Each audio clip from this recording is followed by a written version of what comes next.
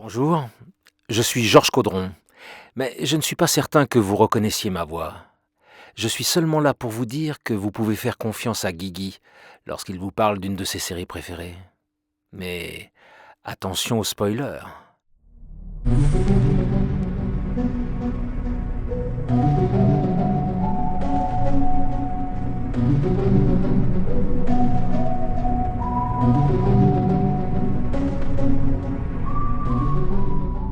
Merci à James Wong pour vraiment faire revenir les X-Files avec ce génial épisode qu'est Ghoulie. Du coup, on lui pardonne aisément pour le film Dragon Ball Evolution. Et oui, c'était lui. En effet, comme pour la saison 10, son épisode est le plus réussi, et celui qui rappelle ce que fut la série lors de son âge d'or. C'est-à-dire une bonne série racontant de bonnes histoires avec un scénario travaillé et une réalisation réussie pour une ambiance bien flippante. Ici, l'enquête est vraiment bien travaillée, et l'épisode donne du corps à la direction prise par la mythologie de Chris Carter.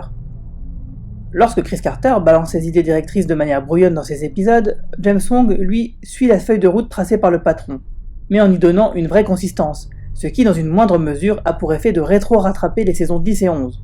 Si seulement tous les scénaristes avaient eu la même rigueur de bien servir ainsi l'histoire, nous aurions eu d'excellentes saisons 10 et 11.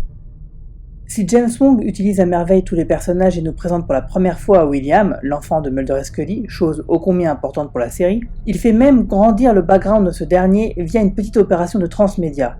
Et là, autant vous dire que niveau mythologique, il y a du lourd. En effet, le site que consulte Mulder et Scully durant le premier acte de l'épisode est un site conçu par William. Mais saviez-vous que la Fox a réellement mis en ligne ce site pour la diffusion de l'épisode ? Ce vrai faux site est conçu comme un puzzle avec différents postes à énigmes, et certains autres postes à remettre dans un ordre chronologique afin de reconstituer le parcours de William, qui est donc l'auteur des premières contributions présentes sur le blog. Tout cela sous le pseudo de Rêveur, sans doute une référence au verbe français rêver. Je m'arrête quelques instants pour vous préciser que cette vidéo est réalisée avec le concours de Zero Sum, avec qui je discute souvent au sujet de la mythologie sur le forum de La Vérité est ici. Merci donc pour son décortiquage de Ghoulie.net qui est la matière première de cette vidéo. Bref, sur ce site, on y trouve bien sûr des articles écrits par Rêveur, mais aussi des contributions d'autres internautes fictifs. William semble avoir ouvert ce blog le 23 octobre 2017. Il n'y donne cependant jamais son vrai nom. Il parle parfois de lui à la première personne du singulier, mais le plus souvent à la troisième personne, en utilisant des pseudos tels que The Boy, Birthday Boy, ou encore de fausses identités comme Sonny ou encore Billy Mullen. Dès la première lecture, on remarque que les contributions de Rêveur semblent postées dans le désordre chronologique. Il semble cependant y avoir une méthode dans ce désordre. Chaque poste de Rêveur, 13 au total, donne en effet quelques indications permettant de situer temporellement les articles les uns par rapport aux autres. Par exemple, dans son post titré After Dark, Jackson, alias William, explique que Sonny a été abandonné 10 mois après sa naissance. Mais que nous raconte donc William via son site internet ?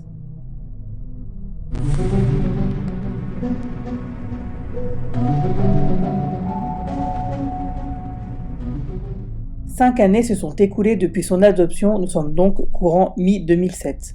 Les Van de Kamp vivent toujours dans leur ferme du Wyoming, isolés du reste du monde, conformément à ce qui nous a été montré dans l'épisode William en saison 9. Du moins jusque-là, précise Jackson. Sa mère ne semble pas sûre en effet de vouloir rester indéfiniment dans cette région. Jackson est par ailleurs fils unique. Le jour de son 6e anniversaire, Jackson observe de près avec 2 amis une mygale. Jackson trouve que la mygale ressemble à une créature extraterrestre. Il commence alors à parler à la mygale qui lui répond.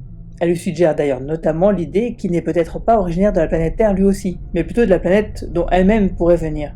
Ce n'est pas très clair s'il s'agit ici d'une démonstration précoce des dons télépathiques de William face à une araignée d'origine extraterrestre, ou si l'échange est juste le fruit de l'imagination d'un enfant. Bien sûr, on penchera plus forcément pour la deuxième option, le fruit de l'imagination fertile du petit William, alias Jackson, qui révèle toutefois sa perception inconsciente d'être en partie extraterrestre. Suite à ce bref échange, la mygale recourt à son moyen de défense favori, l'envoi d'un nuage de petits poils urticants qui viennent se loger dans l'œil de Jackson. La douleur est insupportable pour le petit Jackson. Les parents Van de Kamp foncent alors vers l'hôpital le plus proche. Les docteurs sont inquiets pour Jackson qui pourrait ne jamais recouvrer la vue. Ils parlent en outre de garder Jackson en observation afin de trouver un traitement contre le bon venin. Mais Jackson ne voit rien. Et c'est alors qu'il commence à voir, les yeux fermés, son propre reflet doté de 8 œils, avec la voix de la mygale dans sa tête qui l'appelle à revenir à la maison, sous-entendu sur leur planète d'origine commune. Ici, il ne s'agit sans doute pas de dons particuliers de la part de William, mais simplement un délire causé par la désorientation de William en pleine panique, qui révèle cependant une fois de plus sa perception profonde et inconsciente qu'une partie de lui n'est pas de ce monde. Et tout ceci va nous apprendre une autre chose bien importante.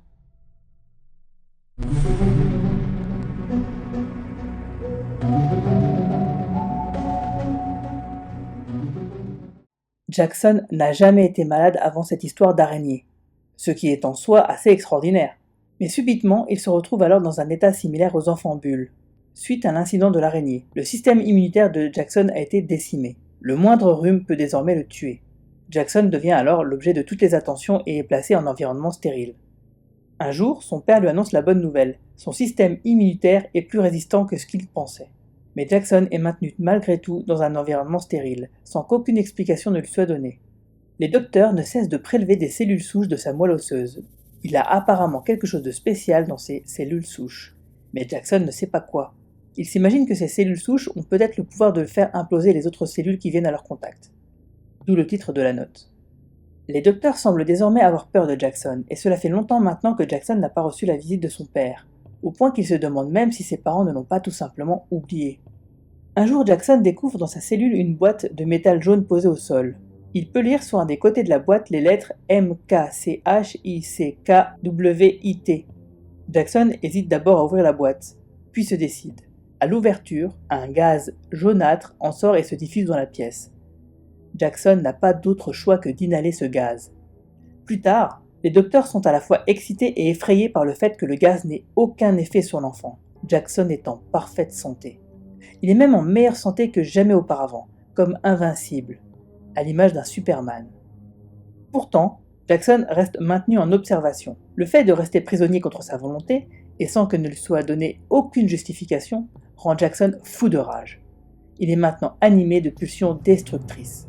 Les docteurs profitent de cette colère pour tester les capacités de télékinésie de Jackson sur des ballons remplis d'eau.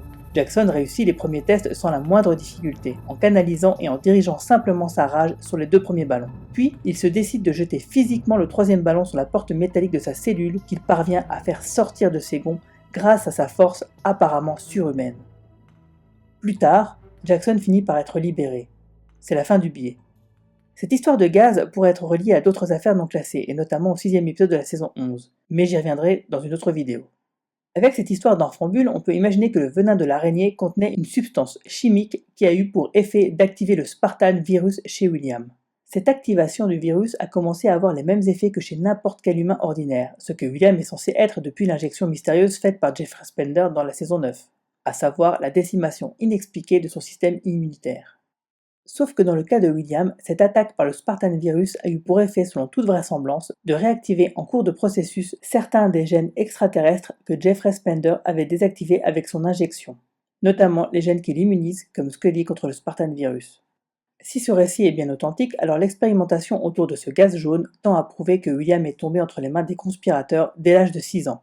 Ce qui voudrait dire que l'homme à la cigarette continue d'observer sa petite expérience sur son fils, ou petit-fils, de loin et que seule la conspiration adverse menée par Mr. Y serait alors à sa recherche. De toute évidence, William retrouve ici ses dons de télékinésie de lorsqu'il était bébé, avant l'injection de Jeffrey Spender donc, ainsi qu'une force surhumaine qu'on ne lui connaissait pas à l'époque. Cela est probablement dû au réveil des gènes extraterrestres que Jeffrey Spender avait désactivés. 2 pistes sont possibles pour la réactivation de ces gènes. Soit c'est à cause de la substance chimique, venin ou autre, provenant de l'araignée, soit cela vient de l'exposition au gaz jaune puisque ces dons n'apparaissent qu'après cette exposition. Ou peut-être est-ce l'action conjuguée de ces 2 facteurs. Quoi qu'il en soit, ce récit rappelle de nombreux aspects de Founder's Mutation. Un enfant retenu dans un environnement stérile, des tests sur des dons de télékinésie, etc. Nous sommes donc bien dans une belle continuation de la première mythologie et dont les épisodes de Jeff Swong raccrochent admirablement les wagons.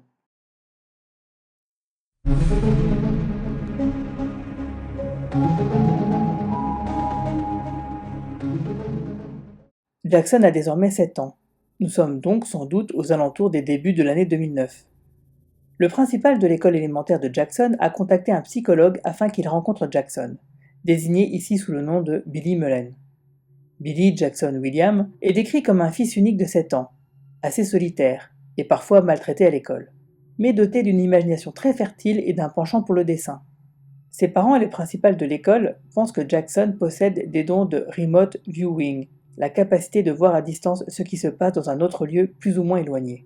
Ils insistent sur ce terme plutôt que le terme de clairvoyance car, disent-ils, Jackson n'est pas capable de voir le futur. Le psy est d'abord sceptique mais met au point un dispositif pour tester les capacités de Jackson. Ses parents et le principal de l'école se rendent dans 3 lieux différents, tandis que la psy demande à Jackson de décrire les endroits en question. Jackson réussit chaque test, particulièrement ceux concernant sa maman et son papa, avec qui il a un lien affectif très fort, bien plus fort qu'avec le principal, facilitant ainsi la connexion psychique. Les parents et le principal changent ensuite d'endroit pour poursuivre l'expérience dans 3 nouveaux lieux. Le psy demande alors à Jackson de localiser sa mère, mais celui-ci se met à décrire une scène d'épouvante, vraisemblablement une scène d'autopsie au milieu de plein de cadavres carbonisés placés sur des tables d'opération. C'est une femme qui s'en occupe, elle semble avoir l'habitude de ce genre de choses, et Jackson précise que la femme n'est pas particulièrement concentrée sur son cadavre, mais plutôt en train de réfléchir à la fin du monde. Jackson a bien évidemment localisé Scully, au lieu de Madame Van de Kamp. Et au passage, son don n'est pas simplement un don de remote viewing, mais un don de lecture psychique à distance, très longue distance, puisqu'il parvient à lire les pensées de Scully. Suite à cette expérience qui a basculé dans le glauque le plus total pour le petit Jackson, les parents décident de ne plus jamais retenter d'expérience de ce type avec Jackson, et tenteront probablement de tout faire pour ne pas stimuler les capacités psychiques de leur fils. Plus tard, en écoutant l'enregistrement audio de la séance avec le psy, Madame Van de Kamp comprend pourquoi Jackson s'est trompé de mère. La première fois, le psy a bien utilisé le mot « maman », mais la seconde fois, il a employé le terme « mère ». Or, mère, mother, est un terme que les Van de Kamp ont toujours proscrit dans leur langage en présence de Jackson, car il faisait référence à sa mère biologique, tandis que Madame Van de Kamp se faisait systématiquement appeler maman. Cette dernière s'interroge alors. Jackson a désormais une connaissance plus ou moins subconsciente de ne pas être leur fils biologique. Madame Van de Kamp redoute par ailleurs que la mère biologique ait elle aussi des visions de Jackson et qu'elle se mette à vouloir venir le récupérer un jour. Ici, il n'est plus du tout fait mention des pouvoirs de télékinésie acquis par William l'année précédente. Étrange dans une histoire où ses parents tentent de prouver au psy que leur fils possède des dons surnaturels. 2 possibilités alors. Soit les événements de la note précédente sont totalement imaginaires, soit les docteurs conspirateurs durant la période de quarantaine ont trouvé le moyen de redésactiver ses pouvoirs, comme Jeffrey Splendor l'avait fait en 2002 par son injection, et d'effacer tous les souvenirs de l'esprit de Jackson avant de le libérer. Dans ce cas, William n'aurait aucun souvenir d'avoir eu des dons de télékinésie qu'il a de toute façon perdus entre-temps. Seules quelques prémices de pouvoir de remote viewing seraient en train de recommencer à faire surface plus d'1 an après, a priori de manière naturelle et spontanée.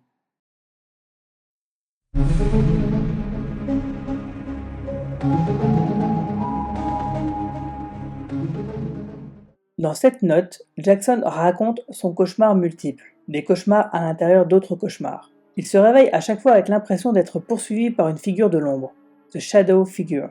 Il tente de s'échapper mais revient systématiquement au même point de départ, dans le couloir en face de sa chambre. Durant une de ces itérations, il se voit même lui-même en dédoublement, peut-être un lui du futur ou un lui du passé se dit-il. Cet autre lui fuit depuis la chambre, vers le salon. Une autre personne sort alors de la chambre, semblant fuir elle aussi la figure de l'ombre. Cette personne est rousse et porte un crucifix. Il s'agit bien sûr de l'agent Dana Scully, dont Jackson dit qu'elle lui semble familière. Il tente de lui parler mais elle ne semble pas le voir ni l'entendre. Elle sort de la maison, Jackson tente de la suivre, mais se retrouve à nouveau dans le couloir en face de sa chambre. Le rêve circulaire, décrit ici par Rêver, serait peut-être le premier signe de l'émergence du lien psychique entre Scully et William.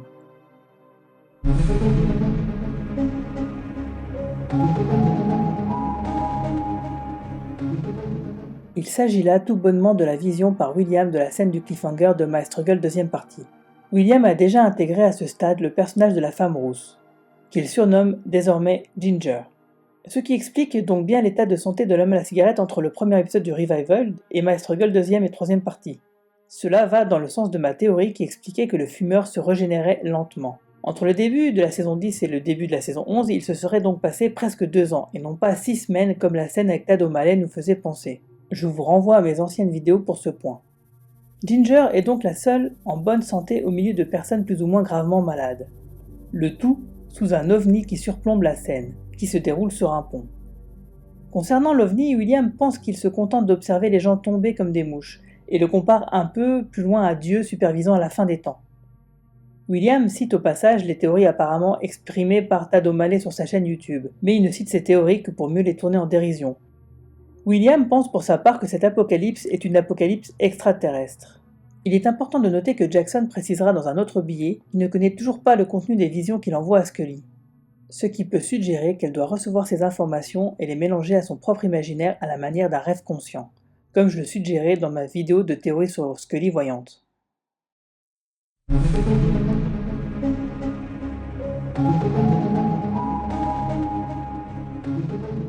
Si l'article du site précédent se déroulait en parallèle du tout début de l'épisode My Struggle 3e partie, celui-ci se déroule visiblement en parallèle de la suite de l'épisode.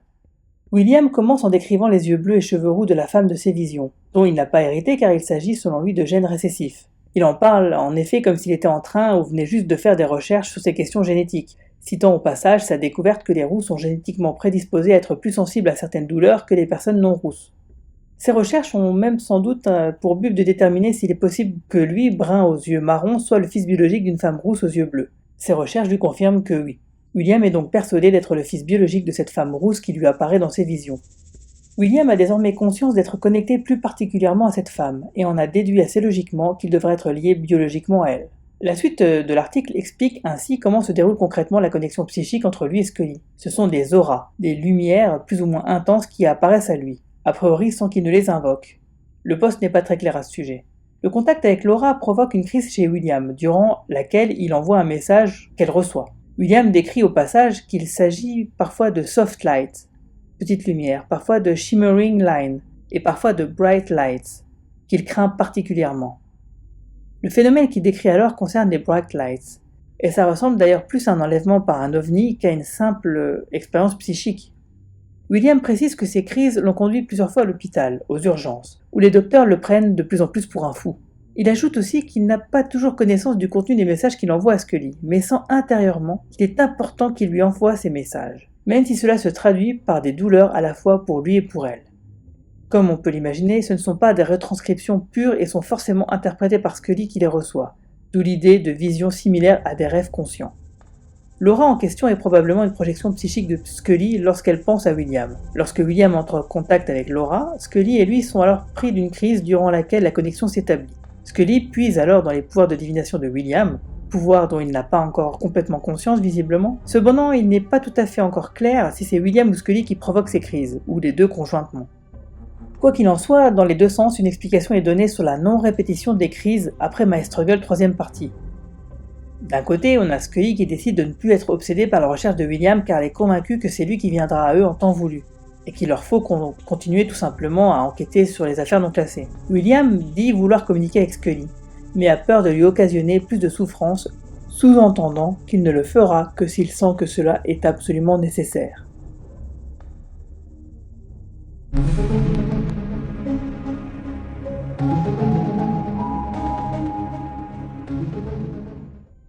Rêver raconte sa première rencontre avec Gully, durant ses cauchemars. Rêver se réveille de ce cauchemar dans lequel il est mort à la fin, mais il est de nouveau poursuivi par Gully et se trouve toujours dans un cauchemar. Rêver tente de tendre un piège à Gully, mais il est interrompu par une fille qui semble être sa copine, dont il ne donne que l'initiale, B, sans doute pour Brianna Stapleton. D'ailleurs, B nomme Rêver G, sans doute pour Jackson. Mais B n'est pas vraiment B, mais Gully se faisant passer pour elle et tendant un piège à Jackson, qui meurt à nouveau à la fin de ce cauchemar aussi, sans mourir dans la réalité bien sûr. À la vision de l'épisode, nous savons qu'en réalité Jackson, alias William, testait ici ses pouvoirs sur ses deux petites amies, en élaborant ce scénario en amont via son site internet. D'ailleurs, on peut penser que William a sans doute parfaitement orchestré l'affaire Gully, où contrairement à ce qu'il affirme à ses deux petites amies, sa manipulation aurait été totale et volontaire. Il fallait que les deux jeunes filles se blessent l'une l'autre dans des conditions étranges afin d'attirer le FBI. Ce qui renforce l'idée que Gully soit une simple fiction. Tout cela pour attirer à lui Mulder et Scully, sans pour autant trop se découvrir. Sur ce dernier point, c'est un échec total bien sûr. Et pour revenir à l'aspect fictionnel du blog, je reviens sur la note de l'enfant Bull, qu'il est difficile de concilier avec les autres événements. Billy Mullen et d'autres histoires sont sans doute le récit d'autres enfants comme lui, que William a pu récupérer en vision quelque part. Après tout, si d'autres enfants sont comme William, pourquoi ne serait-il pas possible d'établir d'autres liens avec eux et de raconter ces découvertes sous forme de fiction ?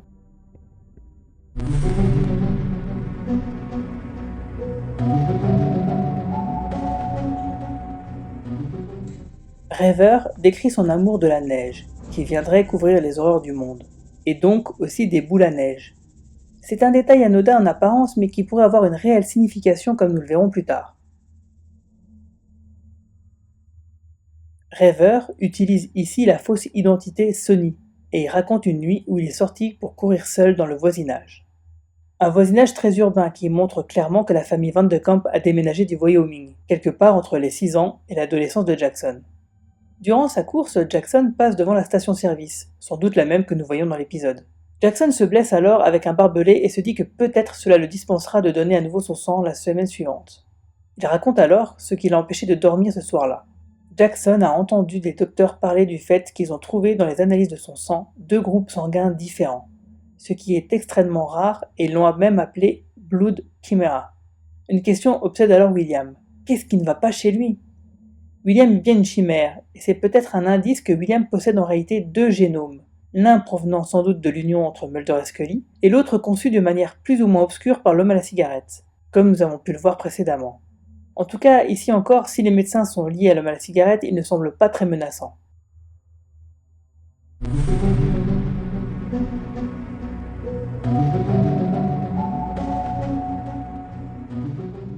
Jackson poursuit sa course jusqu'au bateau Chimère, un bateau dans lequel ses amis aiment se planquer l'été pour se défoncer tranquillement, mais qu'ils évitent l'hiver car il devient dangereux.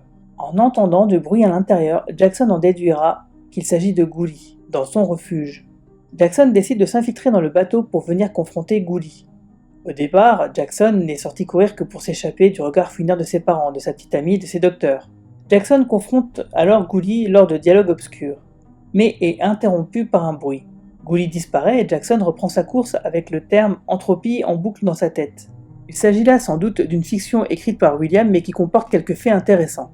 Gouli et William lui-même seraient apparemment capables de survivre à un hiver nucléaire. Et les commentaires précédents de William, dans Mississippi Delta Waves, sur son amour de la neige par exemple, revêtent alors une gravité lourde d'implications. Et si William, isolé du monde et peu à peu rempli de ressentiment à l'égard du reste de l'humanité, avait un jour le choix entre laisser le monde tel qu'il est ou le figer à jamais dans un hiver nucléaire qui transformerait la Terre en boule à neige géante, que choisirait-il? Cela pourrait être une boule à neige calme et paisible comme il les affectionne tant. Un petit monde parfait enveloppé dans un bonheur perpétuel, pour reprendre là encore ses propres termes. Il y a déjà chez l'enfant de Mulder et Scully une ambivalence extrêmement inquiétante pour la suite, et qui fait écho à la prophétie dont il est l'objet durant la saison 9. Le sort du monde semble bien suspendu selon l'influence que William suivra, soit celle de Mulder ou celle de l'homme à la cigarette. Un fils, 2 pères. Voici une nouvelle signification au titre des doubles épisodes de la saison 6 qui nous avait tout expliqué de la première conspiration.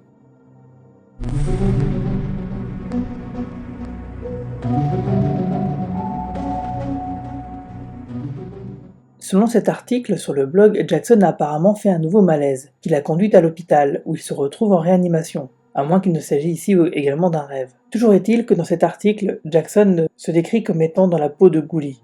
Gouli entre en conversation avec le sol et le plafond qui lui révèle que la fin du monde est proche. Un ovni vient de se poser au-dessus d'eux. Le plafond précise toutefois que les extraterrestres ne sont pas là pour les sauver, mais uniquement pour récupérer ce dont ils ont besoin. Un puissant rayon lumineux alors s'abat sur eux et brûle ou fait fondre tout sur son passage, y compris Gouli. La confusion identitaire ou l'imagination d'écrivain de William atteint ici son summum. Et l'apocalypse décrite ici se fait en plusieurs temps. Tout d'abord des virus, pour éradiquer l'espèce humaine, puis le feu nucléaire, avec une bombe à neutrons pour achever le tableau. C'est la 3e fois que les extraterrestres sont décrits par William comme n'étant pas du côté des sauveurs, voire probablement du côté des destructeurs. Ce qui met à mal la théorie que je suivais depuis la saison 10 dépeignant les extraterrestres comme pacifiques au mieux ou indifférents au pire. Là encore, ce sont des signaux très préoccupants pour la suite, vis-à-vis du futur choix qu'il aura à faire selon la prophétie. Choisir entre la voie du fumeur ou celle de ses adversaires extraterrestres, à moins qu'il ne choisisse encore la voie de Mulder.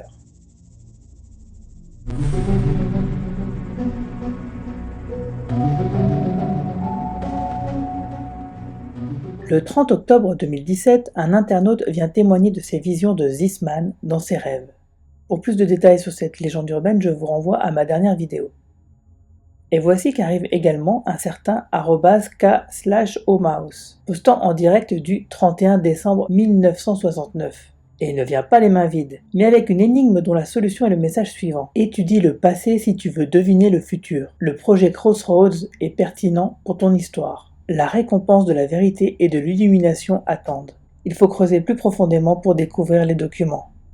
Ce pseudonyme Knockout Mouse, une souris Knockout, est une souris de laboratoire utilisée pour étudier l'expression de tel ou tel gène. Les souris Knockout sont obtenues par plusieurs cycles de fécondation de souris chimères avec des souris normales. L'opération Crossroads évoquée ici, et qu'on entend aussi de la bouche de l'homme à la cigarette, était officiellement une opération active en 1946, visant à conduire les premiers tests nucléaires après celui de Trinity en 1945, mais n'était pas censé s'être poursuivi au-delà de 1946. Mais dans The X-Files, il semblerait que ce projet auquel est sans doute mêlé donc l'homme à la cigarette a continué de manière secrète dès 1947. Toujours est-il que William, qui semble à la fois être très calé en sciences et en informatique, a visiblement résolu l'énigme de @k/omouse et a suivi le conseil.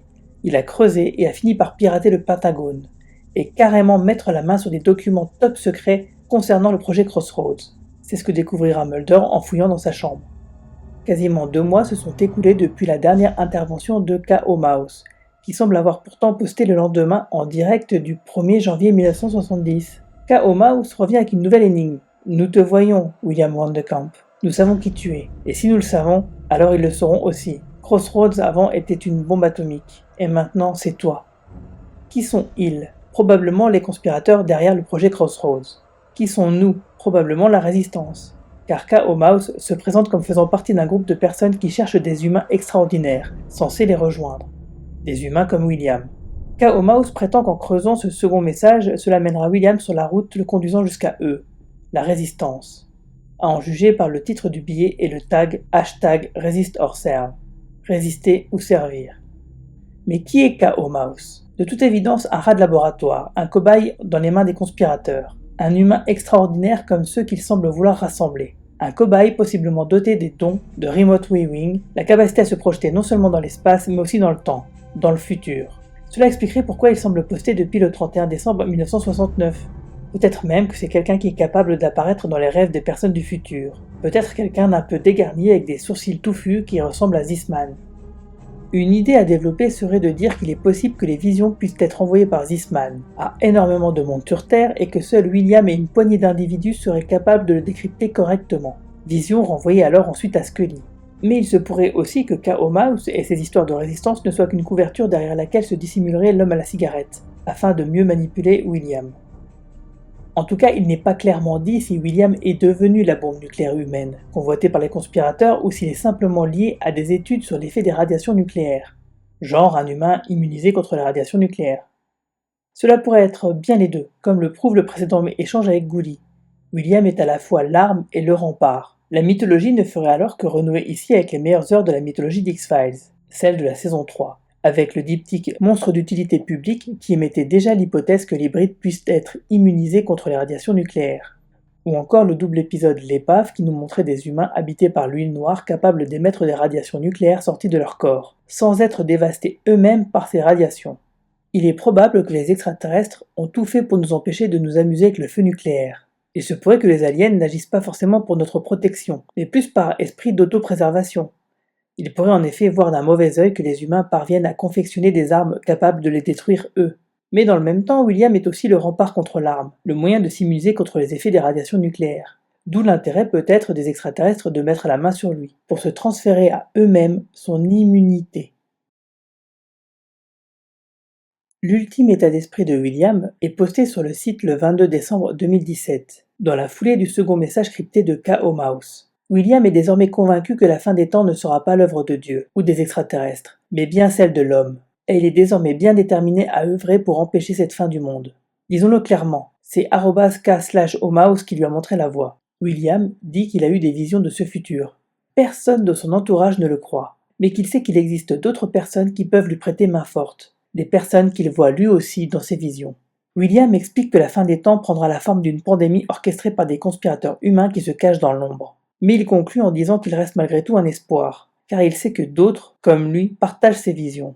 Il s'agit peut-être de personnages que nous découvrirons dans les épisodes futurs. Tout ceci me donne carrément envie qu'il y ait une saison 12, à condition que ce soit James Wong qui en soit le showrunner et le producteur exécutif. Mais c'est une autre histoire. En tout cas, voilà qui lance clairement William sur une quête qui pourrait devenir un spin-off à part entière. En tout cas, le site Ghoulie.net a donné un énorme background à ce personnage et a rattrapé les 16 ans d'histoire qui nous manquaient. Voilà, j'espère que ça vous a plu et que ça vous a appris plein de choses sur ce personnage, à la fois nouveau et ancien, et je vous donne rendez-vous la semaine prochaine pour l'épisode centré sur Skinner. D'ici là, ne faites confiance à personne et n'oubliez pas que La vérité est ailleurs.